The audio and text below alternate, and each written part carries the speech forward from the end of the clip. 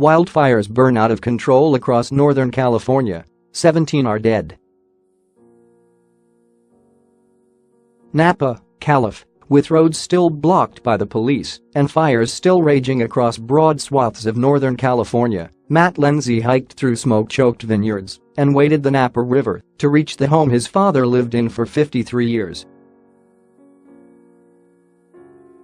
In its place, he found only blackened debris, blackened earth, and ash. Every piece of vegetation was gone, said Mr. Lindsay on Tuesday, after going back in the vain hope of finding the pet cat that his father, Carl Lindsay, who is in his 80s, left behind when he fled for his life. Even the barbecue melted, and that's built to take heat. The fires ravaging California's wine country since Sunday night, part of an outbreak of blazes stretching almost the entire length of the state, continued to burn out of control Tuesday as the toll rose to at least 17 people confirmed dead, hundreds hospitalized, and an estimated 2,000 buildings destroyed or damaged. But state and local officials warned that with many people still missing and unaccounted for, and some areas still out of reach of emergency crews, those figures are almost certain to rise. The two biggest and most destructive fires consumed more than 52,000 acres in Napa and Sonoma counties, propelled on Sunday night and Monday by 50-mile-per-hour winds and threatening cities that included Santa Rosa, Napa, and Calistoga. The winds died down on Tuesday, but were forecast to pick up again later in the week, and Chief Ken Pimlett of CAL FIRE, the state's firefighting agency, described the two fires, and a smaller one nearby, as 0% contained. About 20,000 people heeded evacuation warnings, fleeing on foot and by car as the fires overtook their towns. In Sonoma County alone, 5,000 people took shelter in evacuation centers on Monday night, the county reported, and new evacuation orders were issued on Tuesday. Survivors told of narrow escapes from walls of flame that seemed to erupt from nowhere on Sunday night and Monday morning, forcing them to run even before text messages and other alerts were sent out by emergency warning systems. "We always thought the alert system would give us time, but there was no notice, no warning," said Maureen Grinnell, 77, who lived in the hills north of Napa with her husband, Sheldon, 89, who uses a walker. "I was watching a movie with my 19-year-old granddaughter and I smelled smoke, and I looked out the window to see flames approaching. From that moment, they stayed with the house 7 to 10 minutes," she said, "just long enough to load the three of them, a dog and a handful of belongings into a car. By the time I started to back the car out of the garage, the house was already on fire," Ms. Grinnell said. "I drove down the road through smoke with flames on both sides. It almost looked like the burning of Atlanta in Gone with the Wind." Pamela Taylor, 66, at first watched the fire from the mobile home park in Santa Rosa where she lived, thinking it was not near enough to pose a threat, and then, suddenly, it was. "A gigantic fireball jumped across the freeway to the trees around the trailer park," she said, "and within minutes, trailers and cars were ablaze and people were fleeing. There was no turning the gas off. There was just running," she said. James Harder and his friends managed to save his business, James Cole Winery, a small-scale maker of high-priced Cabernets, even as the nearby Signorello Estate winery burned. Mr. Harder said he saw a wall of flame 20 to 30 feet high descending a hillside toward his property, embers whipping toward him, and formed a bucket brigade with 6 other people, working through the night, scooping water from a 10,000-gallon tank meant to irrigate his vines. "We just thought, keep working," he said.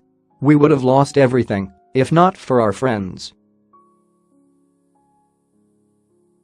All around them, in some of the most expensive real estate in the country, they could see neighbors' houses going up in flames, their propane tanks exploding with ground-shaking force. Next door, the gate to the Signorello property was open on Tuesday and a sign said open, but no one was there.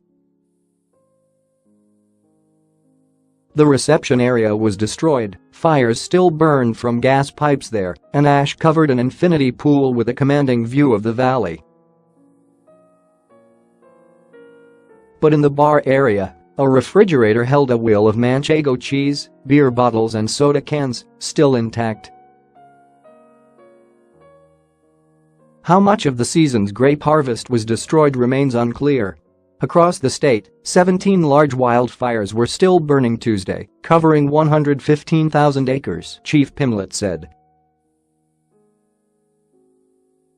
An unusually wet winter produced ample brush, and the state's hottest summer on record dried it to tinder, setting the stage for a rough October, a month usually marked by dry air and high winds from the north and east.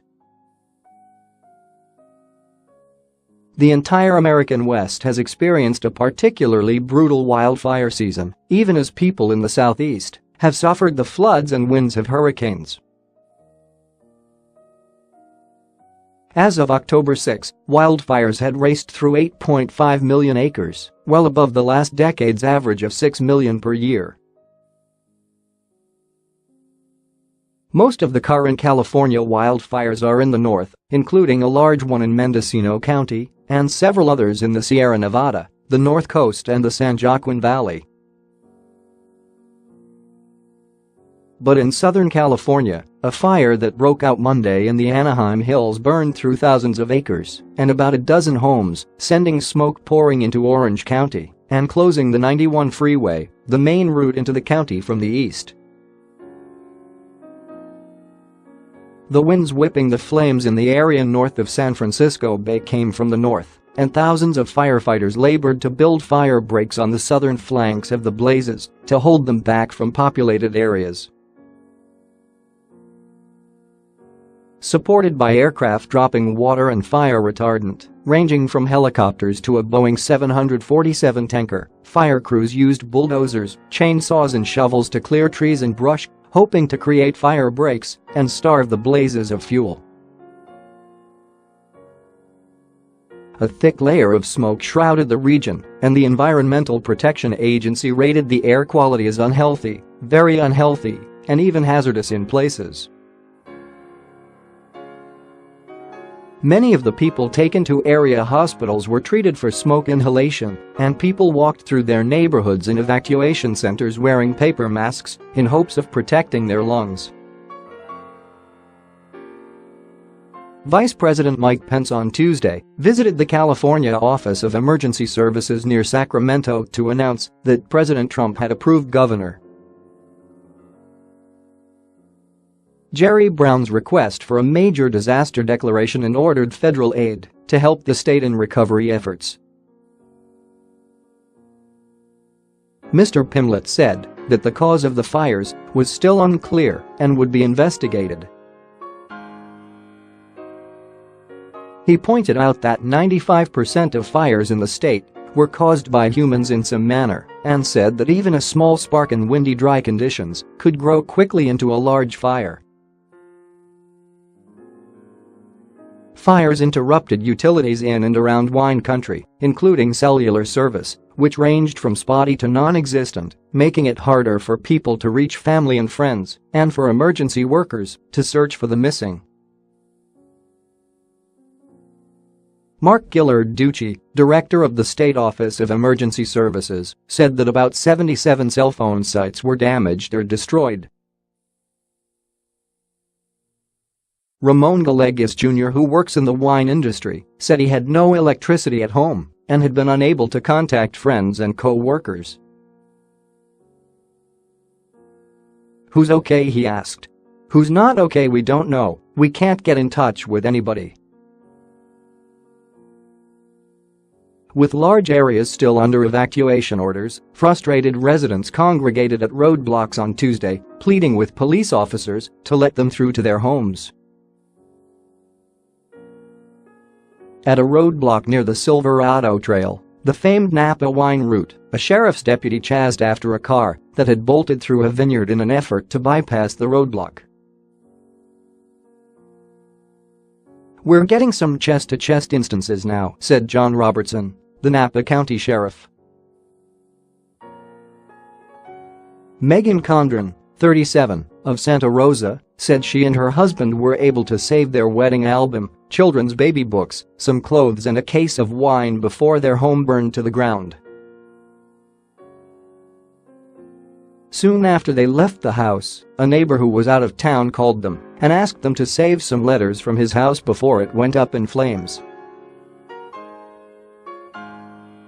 His wife, who died of cancer this year, had written the letters to their 2 sons to open on their birthdays for years to come. The Condrens turned around, but a police officer refused to let them through. Now many people in the region must decide how and where to reconstruct their lives. Mr. Lindsay, who trekked overland to the remains of his father's home, asked about rebuilding when his father, Carl, went to an insurance office on Tuesday to discuss damages. "I'm not going to do it," the elder Mr. Lindsay said. "This is your problem now."